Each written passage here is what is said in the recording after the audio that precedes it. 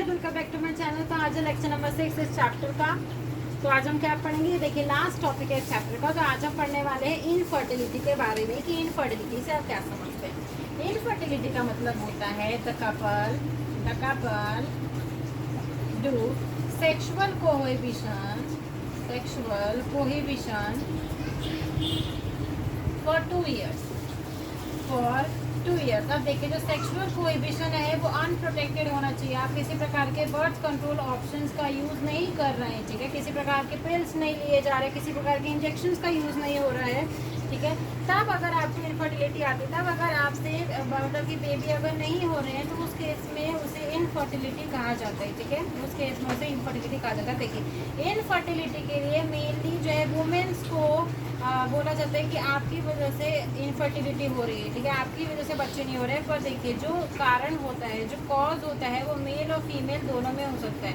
Medical science में देखा जाता है कि ज़्यादातर जो जिनमें कमियां होती हैं वो होते हैं मेल्स, ठीक है। पर फीमेल्स को ब्लेम किया जाता है। तो देखिए, जो कमियां हैं वो तो बहुत सारी हो सकती है, जैसे क्रिप्टोकिटिज्म में क्या होता है, जो स्क्रोटम को डिसेंड करना चाहिए 7 मंथ ऑफ प्रेगनेंसी में स्क्रोटम के अंदर, अगर वो डिसेंड नहीं करेंगे, डिसेंड ना करने के कारण स्टेरिलिटी आ जाएगी मेल में, या फिर फीमेल में फैलोपियन ट्यूब भी ब्लॉक हो, ठीक है। ओवा नहीं बन रहा हो, मेंस्ट्रुअल साइकिल ढंग से नहीं हो, तो उस केस में भी इनफर्टिलिटी के चांसेस देखे जाते हैं। तो आप अगर अपने डॉक्टर को कंसल्ट करेंगे तो फिर वो आपको देखेंगे कि भाई कौन सी आपके अंदर दिक्कत है। अगर मान लीजिए वो दिक्कत ठीक हो सकती है दवाइयों से, सर्जरी करके, अगर वो चीज़ें जो ठीक की जा सकती हैं, ठीक है। अगर वो चीज़ें ठीक की जा सकती है तब तो कोई बात नहीं, तो फिर आप फर्टाइल हो सकते हैं, ठीक है। आप बेबीज कर सकते हैं। पर अगर आपके अंदर ऐसी बीमारियां हैं, ऐसी चीज़ें हैं या ऐसी एबनॉर्मलिटीज़ हैं जो कि ठीक नहीं की जा सकती हैं, जो कि ठीक नहीं कर सकती, उस केस में आप टेस्ट टू बेबी प्रोग्राम का, ठीक है, जो इनफर्टिलिटी क्लिनिक्स बने होते हैं, ठीक है। इनफर्टिलिटी क्लिनिक्स बने होते हैं, आप उनका सहारा ले सकते हैं। पर मैं पहले ही बता दूं, जो टेस्ट टू बेबी प्रोग्राम वगैरह होते हैं बहुत ज़्यादा कॉस्टली होते हैं। लाइक इनका 3 से 4 लाख का तो खर्चा आता है, ठीक है, एक बार का। तो ज़रूरी नहीं होती कि एक ही बार में आपको बेबीज़ हो जाएंगे, आपको 1 से 2 बार ये क्लिनिक्स का सहारा लेना पड़ता है, ठीक है। 1 से 2 बार ये प्रोग्राम्स चलाए जाते हैं। तो देखिए, इन इनफर्टिलिटी प्रोग्राम्स में टेस्ट टू बेबी प्रोग्राम आपने बहुत अच्छे से सुना होगा। तो देखिए, टेस्ट टू बेबी प्रोग्राम, सबसे पहले मैं आपको बताना चाहती हूँ कि इन वीवो फर्टिलाइजेशन और इन वीवो फर्टिलाइजेशन में क्या डिफरेंसेस होते हैं, इन विट्रो और in vivo fertilization. In vivo fertilization का मतलब होता है inside the mother body, inside the mother body.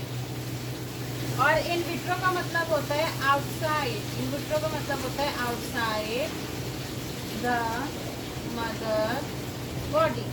मतलब अगर फर्टिलाइजेशन, ठीक है, अगर आपने सुना होगा कि फर्टिलाइजेशन तो फीमेल्स के अंदर ही होती है, अगर फर्टिलाइजेशन फीमेल्स के अंदर हो रही है तो आप इन वीवो फर्टिलाइजेशन कहेंगे। और अगर फर्टिलाइजेशन मदर की बॉडी से बाहर हो रहा है किसी एक्सटर्नल मीडियम के अंदर, तो उसे इन विट्रो फर्टिलाइजेशन कहा जाता है। सबसे पहले बात, सबसे इंपॉर्टेंट डिफरेंस यही था कि इन दोनों के बीच में आपको डिफरेंसेस पता होने चाहिए, ठीक है। अब हम बात करेंगे टेस्ट टू बेबी प्रोग्राम के अंदर कि क्या क्या टेक्निक्स अपनाई जाती है जिससे किसी भी कपल को बेबी हो सके, ठीक है, जिनसे कि उनकी इनफर्टिलिटी चली जाए। देखिए, सबसे पहले हम बात करेंगे ईटी के बारे में। ईटी की फुल फॉर्म होती है एम्ब्रियो ट्रांसफर, ठीक है। आप क्या करवा रहे हैं, आप एम्ब्रियो की ट्रांसफर करवा रहे हैं। अब देखिए, आपने क्या किया, आप डॉक्टर के पास जाए, आपने बताया कि भाई इनफर्टिलिटी मतलब कि आपको बेबीज नहीं हो, तो डॉक्टर ने क्या किया, देखे कि आपके अंदर किन कारणों की वजह से बेबीज नहीं हो रहा है। उन्होंने बोला कि ठीक नहीं किया जा सकता है, तो फिर आप इनफर्टिलिटी क्लिनिक्स के पास जाएंगे, जो कि फिर आपकी हेल्प करेंगे, ठीक है, जो फिर आपकी हेल्प करेंगे टू गेट द बेबीज, जो बेबीज होने के लिए फिर वो आपकी हेल्प करेंगे। तो देखिए, एम्ब्रियो ट्रांसफर में इन वीवो, इन विट्रो, देखिए इसमें आपको 2 चीज़ें पढ़नी है। एक आपको पढ़ना है ज़िफ्ट और एक आपको पढ़ना है आईयूटी। देखिए, सबसे पहली बात, ज़िफ्ट की क्या फुल फॉर्म होती है, ज़िफ्ट की फुल फॉर्म होती है zygote intra fallopian transfer. IUT की फुल फॉर्म होती है इंट्रा यूटराइन ट्रांसफर।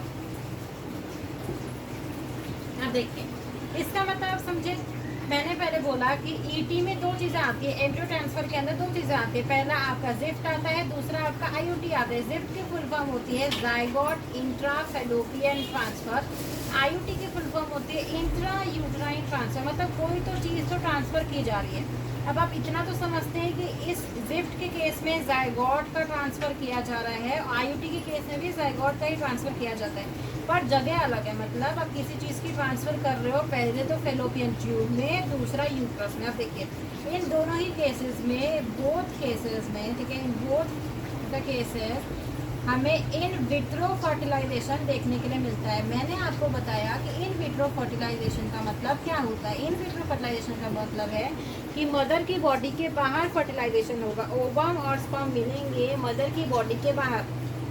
मतलब क्या होगा कि जैसे आपकी लैब बनी हुई है, तो मान लीजिए ये पेट्री डिश हो गई, ठीक है, पेट्री डिश हो गई, आप क्या करोगे, ये हो गया आपका ओवम, ये हो गया स्पर्म। ओवम और स्पर्म को आप मिलाएंगे बॉडी के बाहर, ओवम और स्पर्म को आप मिलाएंगे बॉडी के बाहर। अब देखिए ओवम और स्पर्म मिल गए, यहाँ पर फर्टिलाइजेशन हो गई, जाइगोट बन गया, ठीक है, ये हो गया आपका जाइगोट सिंगल सेल। अभी मैंने सिंगल सेल बना के दिखाया, ये बन गया जाइगोट, ठीक है, ये बन गया जाइगोट। अब देखिए क्या होगा, जाइगोट जब 8 ब्लास्टोमियर्स तक, 8 ब्लास्टोमियर्स, आपको ब्लास्टोमियर्स वगैरह तो पता है ना, कि जब जाइगोट बन जाता है, जाइगोट अपने अंदर क्लीवेज डिविजन्स करता है, एक सेल से दो सेल, 2 से 4, 4 से 8, 8 से 16, इस तरीके से अपने 8 और फिर 16 से 32।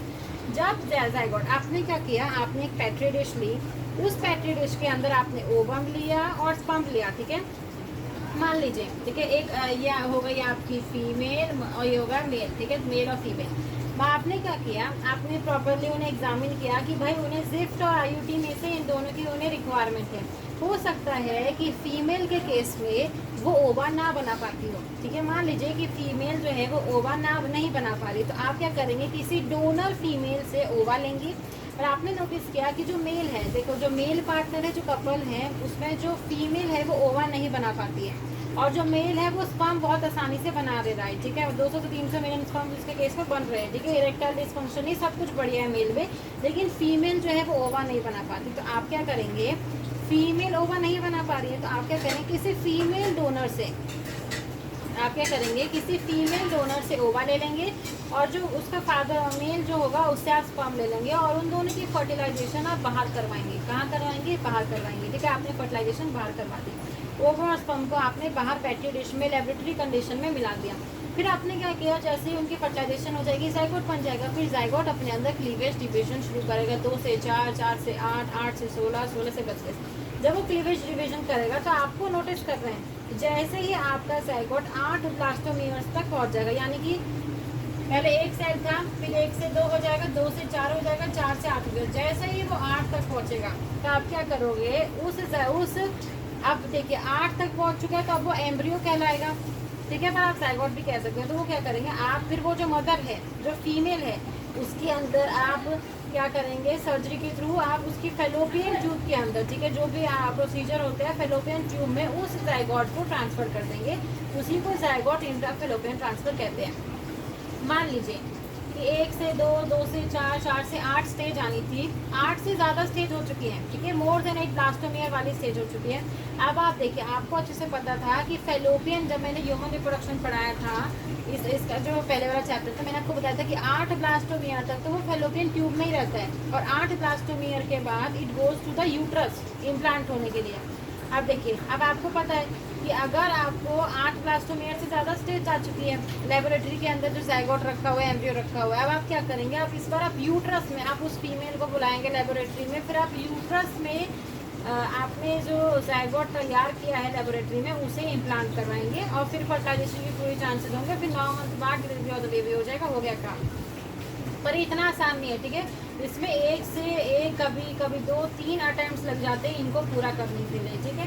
पर आपको मेन इंपॉर्टेंट चीज़ याद करनी है कि यहाँ पर इन विट्रो फर्टिलाइजेशन हो रही है, बॉडी के बाहर, फीमेल के अंदर फर्टिलाइजेशन नहीं चल रहा है। दूसरा, एक तो मैंने बताया कि मान लीजिए फीमेल ओवा नहीं बना पाती है, ठीक है, फीमेल ओवा नहीं बना पा रही है, तो उस केस में आप इसे यूज़ कर सकते हैं। या फिर अगर फीमेल जो फर्टिलाइजेशन की प्रॉपर कंडीशंस होती हैं, कि भाई फर्टिलाइजेशन की प्रॉपर कंडीशंस चाहिए होती है, या ऐसे भी हो सकता है, मान लीजिए मैंने आपको बोला था कि फेलोपियन ट्यूब फीमेल का ब्लॉक है, ठीक है, कोई दोनों फेलोपियन ट्यूब मान लीजिए दोनों ही ब्लॉक हैं, दोनों ही फेलोपियन ट्यूब ब्लॉक है।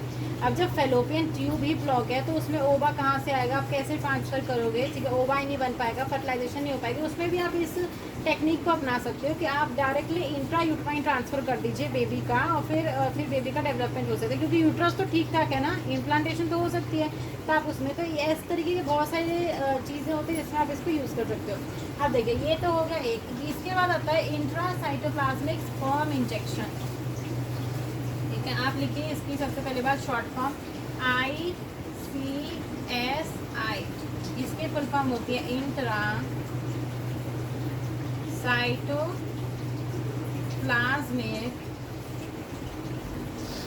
Sperm injection. Intra cytoplasmic sperm injection, इसमें क्या है, आपने फिर से पेट्री डिश ली, ठीक है, ये आपने पेट्री डिश ले ली, इसमें ये हो गया ओवा। ओवा के अंदर सिर्फ एक स्पर्म चाहिए भाई, एक स्पर्म चाहिए। देखिए उस केस में जो पहले वाला स्पर्म, उसमें तो आप बहुत सारे स्पर्म, आप मतलब बहुत सारे स्पर्म मिलियंस ऑफ उसमें उसके सामने आप फेंकेंगे, ठीक है, फेंकेंगे जो ओवम के सामने। पर यहाँ पर आपने क्या किया, आप एक प्रकार की सिरिंज ले लेंगे और इसमें ओवम में इसको ऐसे इम्प्लांट कर देंगे, ठीक है। आपको यहाँ पर सिर्फ एक स्पर्म की, ये कब अपनाया जाता है, जब आपका जो मेल है, ठीक है, जो मेल पार्टनर है उसके स्पर्म ही कम है, जैसे 200 से 300 मिलियन स्पर्म्स चाहिए होते हैं, उसके मान लीजिए 1 ही मिलियन स्पर्म है, तो देखिए कम स्पर्म अगर वो बना पा रहा है तो उसमें आप इस टेक्निक को अपना सकते हैं कि भाई फीमेल आसानी से ओवा बना लेती है, फीमेल का ओवा अच्छे से बन जाता है। तो आप क्या करेंगे कि फीमेल से ओवा ले लेंगे, ठीक है, फीमेल से आपने ओवा ले लिया और मेल्स के सिर्फ एक ही स्पर्म चाहिए और वो ले लिया, तो आपने फिर उन दोनों को बाहर मिला दिया, ठीक है। बाहर मिलाने के बाद वही फिर जब इंट्रासाइटोप्लाज्मिक स्पर्म इंजेक्शन कर दिया और फिर इसके बाद जिफ्ट और आईयूटी, ठीक है, जिफ्ट और आईयूटी कर दो। तो इस तरीके से भी आप कर सकते हैं। यहाँ पर क्या होता है कि यहाँ पर सिर्फ एक ही स्पर्म की जरूरत होती है, वहाँ पर आप ढेर सारे स्पर्म फेंकेंगे, यहाँ पर सिर्फ आपको एक ही स्पर्म की जरूरत होती है। ये हो गया एक। नेक्स्ट एक तो मैंने ये वाला बता दिया। अब इसके बाद आता है आर्टिफिशियल इंसेमिनेशन से आप क्या समझते हैं, ठीक है, AI आर्टिफिशियल इंटेलिजेंस नहीं होता है, आर्टिफिशियल इंसेमिनेशन। देखिए एक होती है नेचुरल इंसेमिनेशन, ठीक है, नेचुरल इंसेमिनेशन की मतलब कि transfer of sperms into the female genital tract, जो कि पीनस के द्वारा कर सकती है, पीनस के द्वारा करी जाती है, वो होती है नेचुरल इंसेमिनेशन। यहाँ लिखा हुआ है आर्टिफिशियल इंसेमिनेशन।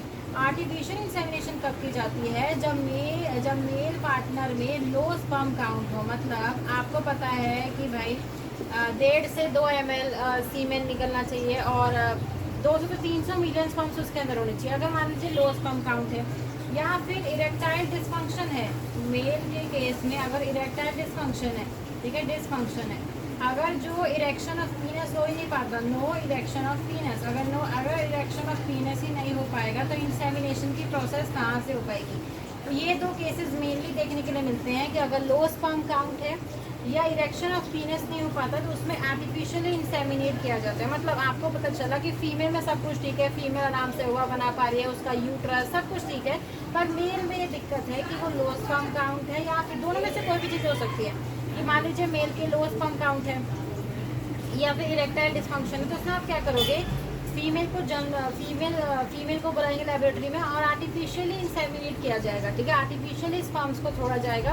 और आर्टिफिशियली स्पर्म्स को कहाँ छोड़ सकते हो, या तो आप यूट्रस में छोड़ दीजिए या तो यूट्रस और वजाइना में आप आर्टिफिशियली इंसेमिनेट कर देंगे। अगर आपने यूट्रस में इंसेमिनेट किया है तो उसको इंट्रा यूटराइन इंसेमिनेशन कहते हैं। फुल फॉर्म लिख लीजिए, इंट्रा यूटराइन इंसेमिनेशन कहा जाता है, इंट्रा यूटराइन इंसेमिनेशन कहा जाता है। तो आपको सिंपली क्या करना है, आपको पता चला कि जो मेल पार्टनर है उसका लो स्पर्म काउंट है या फिर उसमें इरेक्टाइल डिसफंक्शन है, इरेक्शन ऑफ पीनस नहीं हो पाता है, तो आप क्या करेंगे, आर्टिफिशियल इंसेमिनेट कर देंगे in the women, in the जो फीमेल पार्टनर है, आर्टिफिशियल इंसेमिनेट कर देंगे। तो आप यूट्रस के अंदर करेंगे जैसे इंट्रा यूटराइन इंसेमिनेशन, या फिर वजाइना के थ्रू भी आप कर सकते हैं। फिर आपने जैसे स्पर्म्स छोड़ दिए वजाइना में, यूट्रस में, तो स्पर्म्स अपने चलते चलते सर्विक्स के थ्रू होते हुए फेलोपियन ट्यूब में चले जाएंगे, फर्टिलाइजेशन की प्रोसेस हो जाएगी और फिर बेबी आसानी से डिलीवर हो जाएगा, ठीक है, इम्प्लांटेशन की प्रोसेस और नॉल। तो एक ये वाली प्रोसेस हो सकती है। अब जो मैंने जितने भी आपको प्रोसेसेस बताई, ठीक है, जिफ्ट, आईयूटी हो गया, ठीक है, उसके बाद इंट्रासाइटोप्लाज्मिक स्पर्म इंजेक्शन हो गया, आर्टिफिशियल इंसेमिनेशन की जितने भी प्रोसेसेस हैं ये बहुत हैवी है, मतलब बहुत ज़्यादा महंगी है। आप समझिए कि ये प्रोसेस बहुत ज़्यादा महंगी है। आपको 3 से 4 लाख रुपए, कभी कभी 8 से 9 लाख रुपए एक बार का, मतलब कि देखिए इसके जो फेलियर्स हैं, जो आपको कह सकते हैं कि इनका जो रेट है एफिशिएंसी का, कि बेबी होगा ही, तो ये ऐसे तो नहीं है। 3 से 4 अटेम्प्ट भी बहुत सारे कपल्स को लग जाते हैं टू गेट द बेबी, ठीक है। तो ये आप लगाइए कि मान लीजिए कोई मिडिल क्लास फैमिली है, तो इसे कैसे अफोर्ड कर सकते हैं। तो उस केस में भी एनसीईआरटी ने उसका भी एक निवारण दिया है कि अगर आपके मिडिल क्लास फैमिली है और आपके बेबीज नहीं हो पाए, तो उस केस में आप अडॉप्शन कर सकते हैं, ठीक है। अडॉप्शन कर सकते हैं, आप अडॉप्ट कर लीजिए एक चाइल्ड को। वैसे भी इंडिया में उन्होंने एनसीईआरटी ने बोला है कि इंडिया में वैसे भी बहुत से ऐसे चाइल्ड हैं जिनकी फैमिली नहीं है, तो आप क्या कर सकते हो कि एक बच्चे को आप अडॉप्ट कर सकते हो, उसे सारी की सारी फैसिलिटीज़ दे दीजिए। अडॉप्शन आपको ज़्यादा चीपर भी पड़ेगा और उस बच्चे को भी अपनी फैमिली भी मिल जाएगी, ठीक है। तो लास्ट में एनसीईआरटी ने कंक्लूड किया है कि आप इस केस में अडॉप्शन भी कर सकते हैं rather than go to the infertility clinics and all, ठीक है। तो ये चैप्टर आपका कंप्लीट होता है रिप्रोडक्टिव हेल्थ। तो क्लास 12 में हम sexual reproduction chapter number 2, chapter number 3 और चैप्टर नंबर 4 को कंप्लीट कर चुके हैं, ठीक है। चैप्टर नंबर 4 को कल से हम स्टार्ट करेंगे क्लास 11 का नेक्स्ट चैप्टर। तो मिलेंगे आपको हम नेक्स्ट चैप्टर क्लास 11 के साथ, और रिप्रोडक्टिव हेल्थ का भी हम स्टार्ट करेंगे प्रिंसिपल ऑफ इनहेरिटेंस के साथ, ठीक है। तो मिलेंगे आपको अब हम नेक्स्ट लेक्चर में। सब्सक्राइब करिए, शेयर करिए, लाइक करिए। Thank you.